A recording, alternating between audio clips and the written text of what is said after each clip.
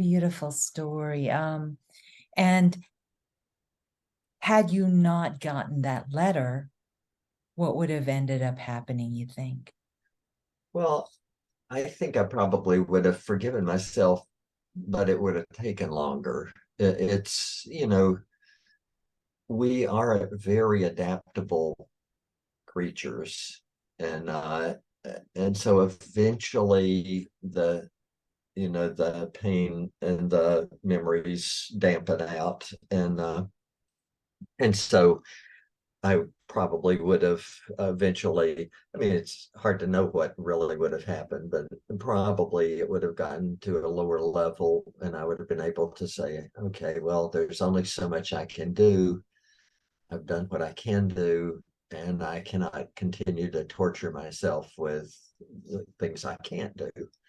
And it's hard to do when you're in the emotional uh, upheaval that comes with a loss like that. So, but I think eventually, you know, just as human, we could, experience some relief from that. And Dr. Worthington, what started happening when you knew you had forgiven yourself? Uh, I felt, much freer, and I felt like I don't have to keep thinking about this, and especially, you know, I mean, if you recall the timeline on this, he was able to forgive myself within 8 months of the death. But it was about 2.5 years, and I was still feeling angry with God.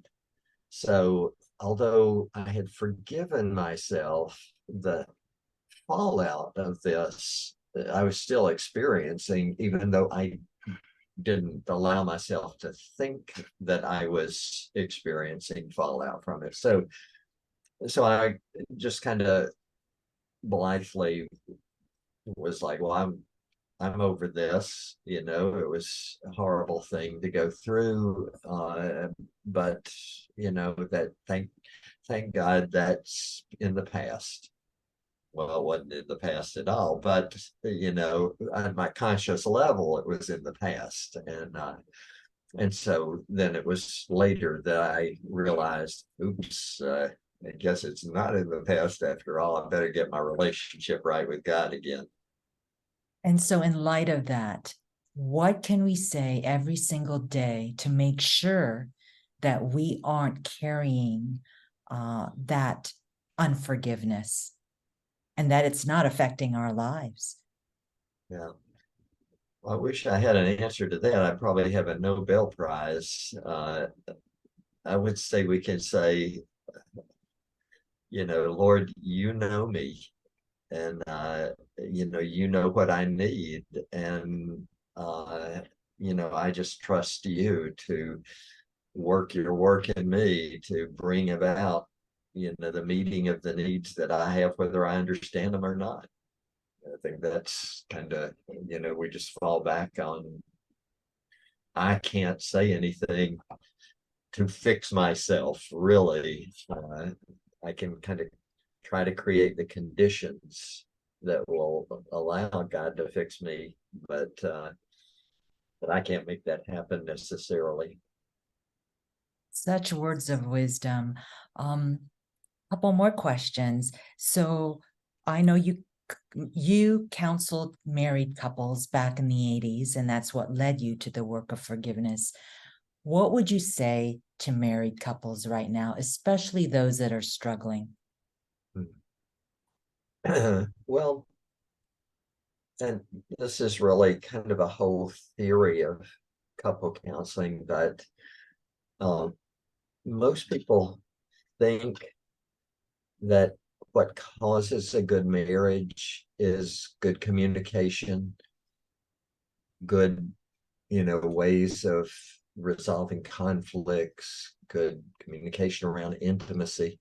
It turns out good communication is not the cause of a good relationship. It's more the effect of a good relationship. that what causes a good relationship is the ability to form, maintain, strengthen, and repair when damaged a close emotional bond between the partners.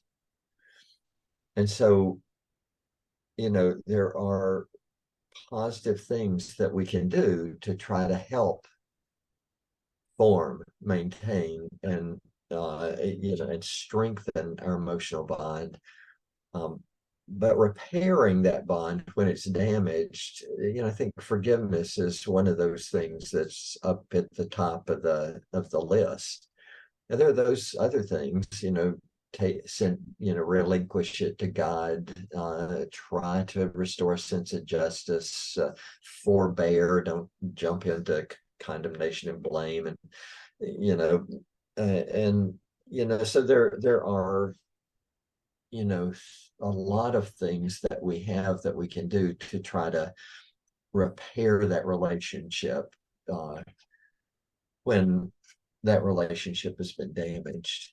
And so I think, if people are experiencing a damaged emotional bond, then it's like, let me look into what can I do to help us, restore that bond between us and repair the damage that's been done, and not just try to sweep it under the rug, but not also feel compelled that the only way to repair it is to talk about it. It's not, you know, time actually can repair. Uh, you know, I mean, makeup sex, it's not as good as sex under normal conditions, says the research, even though we sometimes believe that culturally, but it does help restore an emotional bond that has been fractured by some kind of harm that one person, or transgression that one person has done to the other, or each has done to each other. So, kind of pursue ways to restore and heal and repair that fractured bond. And forgiveness, practice that, and practice reconciliation, which is different than forgiveness. Beautiful. Dr. Worthington, last question. After 40 some years of research on forgiveness, if there was one thing or two or three, tell us what you want to impart to us, how to encourage us as we move forward. Yeah. Um, I think looking back, I think that there are few ideas that have come out of uh, the scientific study of forgiveness that are very useful ideas. Um, so there are things that the church has stressed over the years. Pray for the one who has despitefully used you, you know. So prayer, you know, engage in the community of believers that can support each other. So there are these things that we can do within the church, but then science has also told us some other things that we can do that complement those things. And I think one of the most important is that there is this sense of injustice, and there are many ways, not just forgiveness, that can be used to reduce that sense of injustice, so that forgiveness becomes a step up rather than trying to leap over a 10-foot fence. And then a second thing I think to know is that there are two separate types of forgiveness. They're not two halves of a single experience called forgiveness. They're two different experiences. And one of those is to make a decision to treat the other person as a valued and valuable person. We call it decisional forgiveness. I mean, psychologists can really name these things, right? So make a decision to treat the other person differently. I believe that that's scriptural forgiveness, that in itself, period, is scriptural forgiveness. That's what Jesus requires of us. Treat the other person differently. You know, Peter says, how many times do I have to forgive? 7? And Jesus says, not 7, but 77 or 70 times 7, infinitely every time. I can't control my emotions 77 hertz, but I can make a decision to treat that person as a valued and valuable person created in God's image and therefore worthwhile, even though I may feel like they're scum of the earth for doing what they did to me. So decisional forgiveness is different than emotional forgiveness. I think God requires of us decisions to forgive. God desires that we have emotional forgiveness, but doesn't require it of us. And so emotional forgiveness is something separate. So a person says, I forgive the person, but I still get angry when I think about this. A kind of a traditional Christian response is, well, you obviously haven't forgiven. And I would say, nope, you've biblically forgiven this person by making a decision to treat the person as a valued and valuable person. God desires you to get peace about this. That's something different. That's a different experience. That's emotional forgiveness. But that's the second thing I think would be lasting advice. And then the third is that reconciliation is different than forgiveness. So to reconcile with someone is to restore trust in a relationship where trust has been damaged. And reconciliation takes two people to do. And both people have to be trying to act trustworthily. If one of the people is not being trustworthy, there's not going to be reconciliation. And that's okay. Scripture only uses reconciliation 7 times. And most of those times are about reconciling people to God. They're not about interpersonal reconciliation. So forgiveness happens inside our skin. It's an emotional change, one type of it, and it's a decision about how we intend to act. So that both of those are inside our skin. We have control over forgiveness. We don't have control over reconciliation, because if that person doesn't want to reconcile and they want to keep beating me up, we're not going to reconcile. And I shouldn't think that I need to reconcile. Paul says,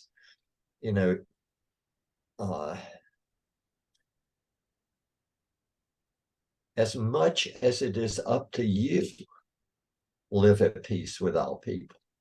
He doesn't say, no matter what, if this guy's going to kill you, live at peace with him. Nope. As much as it is up to you, live at peace with all people. It's not always up to us. So reconciliation is something that is not required of us as Christians. It's something desired, but not required. And, emotional forgiveness is desired, but not required. Decisional forgiveness, I would say, is more on the required side, though, that we need to struggle with that. And, until we can decide to treat the person as a valued person created in God's image.